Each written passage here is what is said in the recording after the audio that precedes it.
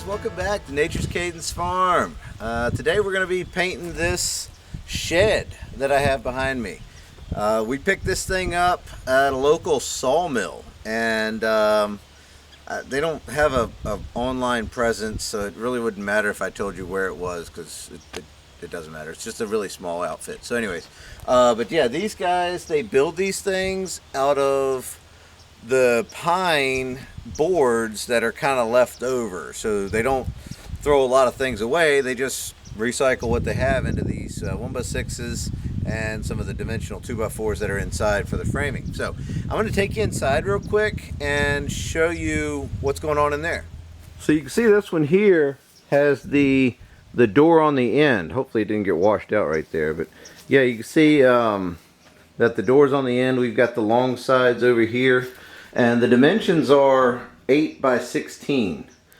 And so what this one's going to be, we actually bought two of these, and this one with the door on the end is going to be the chicken coop, and we're going to build a wall like between halfway here and across to halfway there. And so what will this front part will be for feed, and probably have like the brooders out here and heat lamps on the brooders and stuff like that. And then back there on, in this part will be some roosts, like a roost going across, and like I said, the wall will be right here, and then we'll cut a door out somewhere over here or back there or something for a run to actually come off of, and then we can open and close the door and stuff like that.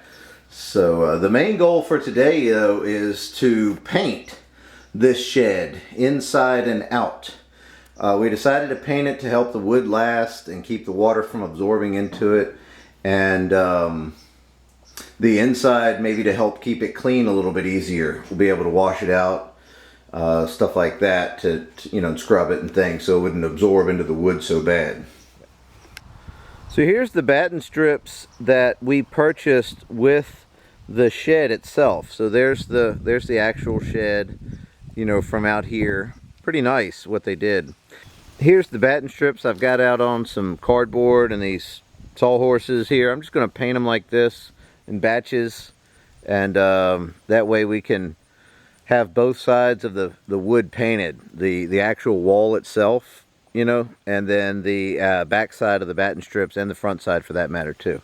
So pretty nice kit that they came up with to be able to to put all this on, and they give you the different lengths too.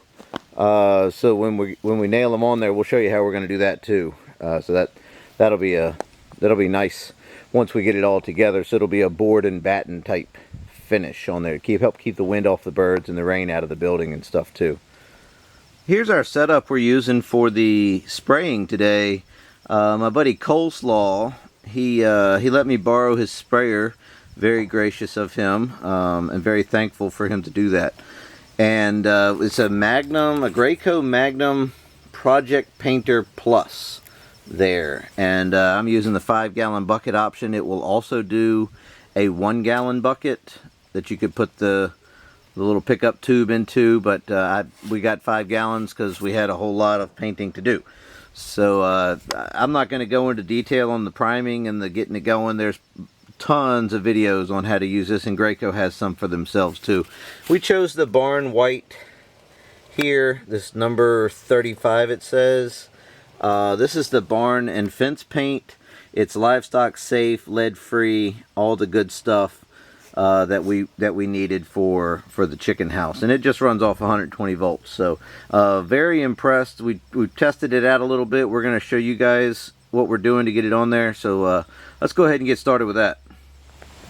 So I got the spray here and I have a mask on and some safety glasses. This stuff gets everywhere. So yeah, you can take the nozzle and twist it to shoot a vertical spray fan pattern or a horizontal pattern.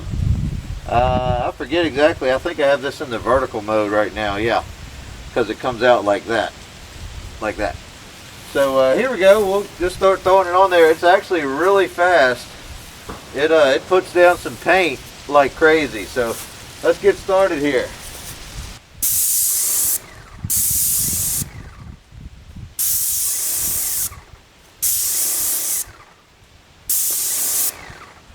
you can see, it does not take long at all to put some serious paint down. So very, very nice. I was not expecting this type of result.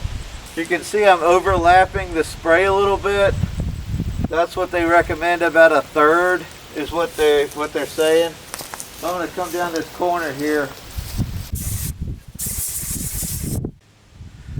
So here's the nozzle. It has a little safety lock on it.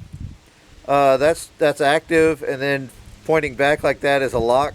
It's kind of a nice option. Here's the spray nozzle. This is what I was talking about. You turn this 180 degrees like that, pull the trigger, and it'll blow that clog right out. So that works great. I've had to use that twice now. Probably because I'm not continuously spraying. I'm having to move the machine and things like that. But here's this little lock ring right here.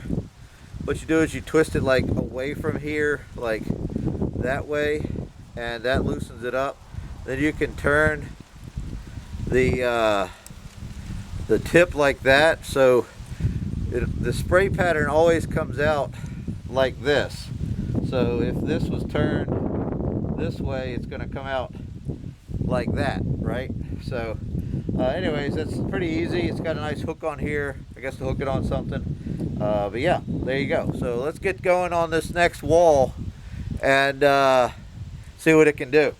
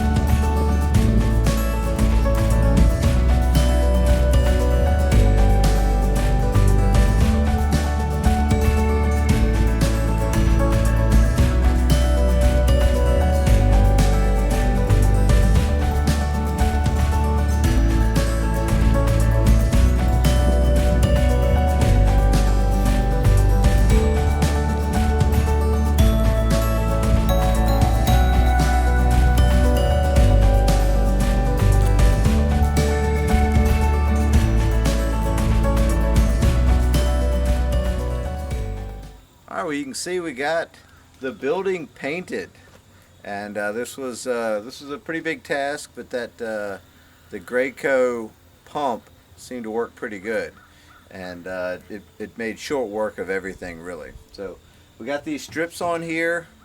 These are what came with the building as the kit. You paid a little extra for having these on there, and but we went ahead and put them on there. Used 1¼ 16 gauge straight trim nails in a trim gun to put these on, and you can see I had to cut off the bottoms to get them the right length, and then up here you can see I just had to cut an angle on here, and that's what each one of these needed to be either custom cut. So this took forever, really, compared to putting these on, because you had to cut each one of them.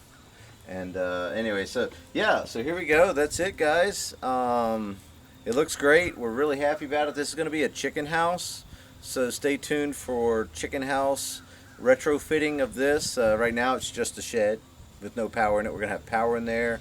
We're going to have some doors, some walls and stuff like that. So stay tuned for all that.